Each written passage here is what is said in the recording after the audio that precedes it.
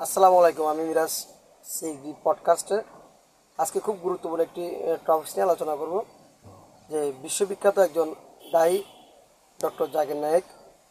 উনি রিসেন্টলি বাংলাদেশে আসার যে একটি এ, কথা রয়েছে, আসলে উনি যখন এ, ওনার যে জন্মভূমি ভারতে ছিলেন, ওখানে ওনাকে নিয়ে সারা ওয়ার্ল্ড, বিশেষ করে বাংলাদেশ, ভারত, পাকিস্তান, এই তিনটি দেশে, বিশেষ করে এশিয়া মহাদেশের মধ্যে এই তিনটি দেশে অনেক বিতর্ক, অনেক ধরনের কথা, অনেক ধরনের যে সমস্যা অথবা অনেক ধরনের যে ওনার কথা কাজ নিয়ে বিভিন্ন কথা ওঠে। রিসেন্টলি উনি ওনার দেশে না এসে সৌদি আরব থেকে দীর্ঘদিন, আজকে কয়েক বছর থেকে মালয়েশিয়া অবস্থান করতেছেন। ওইখানে উনি হাজারো লেকচার দিচ্ছেন, হাজারো বক্তব্য দিচ্ছেন, কোনো কথা উঠে নেই।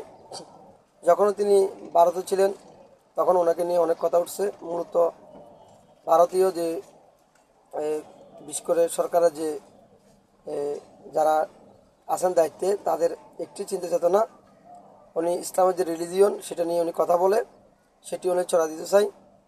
আপনারা জানেন সারা ওয়ার্ল্ডের মধ্যে যে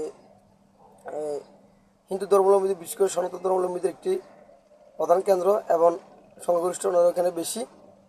তো ডাক্তার জাকির নায়েক সাহেব তেমনই একজন ধর্মীয় দায় এবং ধারবাহক। উনি চাইছিল যে মানুষকে, যে তার প্রকৃত রিলিজিয়নকে খোঁজার জন্য, এবং রিলিজিয়নের যে যে বেসিক যে প্রশ্নগুলো মানুষ সচরাচর কোথাও পায় না, কোনো পণ্ডিত, পুরোহিত অথবা কোনো ব্রাহ্মণের কাছে হিন্দু ধর্মের মধ্যে, এবং হিন্দু ধর্মের বিভিন্ন শাখা উপশাখা রয়েছে, এবং এর পাশাপাশি মুসলিম ধর্ম, খ্রিস্টান ধর্ম, ইহুদি ধর্ম, বিভিন্ন রিলিজিয়ন নিয়ে উনি মূলত একজন বিশ্ববিখ্যাত একজন দায়ী।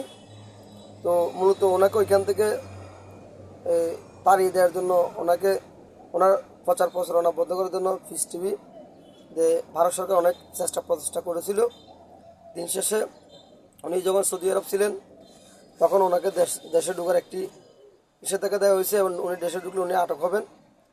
তো ওনাকে মালয়েশিয়া সরকার ওনাকে নাগরিকত্ব দেয় এবং ওইখানে নিয়ে যায়। রিসেন্টলি উনি বাংলাদেশে আসার যে একটা দিনক্ষণ অথবা একটি কথা রয়েছে, কিন্তু কি দেখা গেল, কোনো দেশ নয়, ভারতীয় যে ফরেন ডিপার্টমেন্ট, যে পররাষ্ট্র সিস্টেম যে মন্ত্রণালয় আছে, সেখান থেকে একটু